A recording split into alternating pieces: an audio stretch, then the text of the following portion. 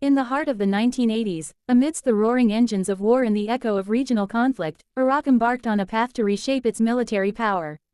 At the center of this ambition stood a missile, long-ranged, controversial, and symbolic of an era. Its name, Al-Hussein. Military Medal Part 1, Origins of Al-Hussein. Footage, Iraq-Iran War, 1980s, battlefield images, missile launches. Narrator. Greater than during the Iran-Iraq War 1980-1988, Iraq found itself in a brutal stalemate. The conflict was draining, costly, and stretching the limits of conventional warfare. Desperate to strike deeper into Iran, Iraq turned to ballistic missiles as a form of psychological and strategic warfare. Greater than the solution came in the form of a modified Soviet design. Iraq had acquired Scud-B missiles, short-range tactical ballistic missiles from the USSR. But they needed more range. More reach. Thus, the Al-Hussein missile was born, a modified Scud with increased range, developed indigenously by Iraqi engineers. Wrench Part 2, Design and Development. Scene, animated diagram of the Al-Hussein missile components. Narrator. Greater than the Al-Hussein missile was essentially a Scud-B missile re-engineered for greater distance. Here's how Iraq modified it. Original Scud-B range, approximately 300 kilometers. Al-Hussein range, approximately 600 to 650 km. To achieve this, engineers reduced the warhead weight from approximately 985 kilograms to approximately 500 kilograms. Extended the fuel tanks, increasing propellant capacity. Reprogrammed the guidance system, although it remained relatively inaccurate. Greater than the missile was 11.5 meters in length, with a single-stage liquid fuel engine using kerosene and nitric acid. It was road mobile, launched from transporter erector launchers (TELs), making detection difficult. Bomb Part 3, Combat Use, the War of the Cities. Footage, night missile launches, civilian impact in Tehran. Narrator. Greater than Al-Hussein's most infamous deployment came in the late stages of the Iran-Iraq War during the War of the Cities. Iraq used the Al-Hussein to strike major Iranian cities, particularly Tehran. The intent: terrorize the population and pressure Iran into ceasefire. Greater than between 1987 and 1988, hundreds of Al-Hussein missiles were fired. Though militarily inaccurate, they caused significant civilian casualties and infrastructure damage. Greater than the psychological impact was undeniable. Air raid sirens became daily life in Tehran.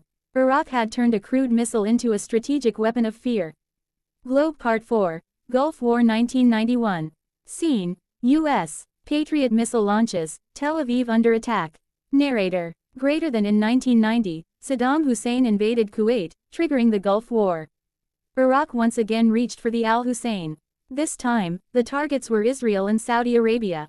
Greater than over 40 Al-Hussein missiles were launched at Israel during the war. Though mostly inaccurate, the attacks aimed to draw Israel into the conflict, potentially splitting the coalition. Greater than in response, the U.S. deployed Patriot missile batteries to intercept Al-Hussein's mid-flight, marking one of the first missile versus missile battles in history. Greater than though some Al-Husseins slipped through, the political gamble failed. Israel did not retaliate, but the world took notice. Iraq, a regional power, had long-range ballistic reach. Test Tube Part 5, Technical Limitations and Flaws. Scene, engineers examining missile wreckage. Narrator. Greater than despite its reach, the Al-Hussein was far from perfect. Accuracy was poor, with a circular error probable (CEP) of 1 to 2 kilometers. The longer airframe made it unstable in flight, sometimes breaking apart before impact. It lacked advanced guidance systems, relying on basic inertial navigation. Greater than still, it was cheap to produce, difficult to intercept, and terrifying to civilians. Closed Lock Part 6, Post-War and Disarmament.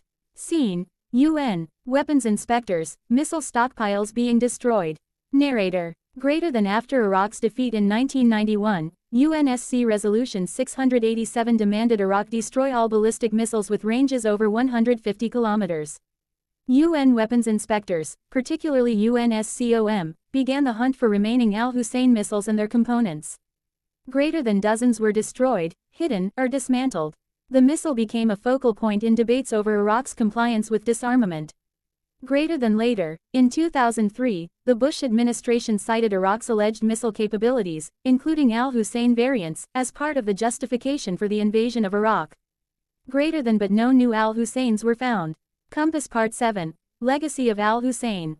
Scene, archive footage of Saddam Hussein, missile silhouettes, global news reports. Narrator. Greater than the Al-Hussein missile was never a precision weapon. But it wasn't meant to be. Greater than it was a tool of political messaging, psychological warfare, and asymmetrical deterrence. In an era before drones and precision cruise missiles, Al-Hussein represented Iraq's reach beyond its borders. Greater than its story is a stark reminder, even an outdated missile, if used strategically, can change the course of war and diplomacy.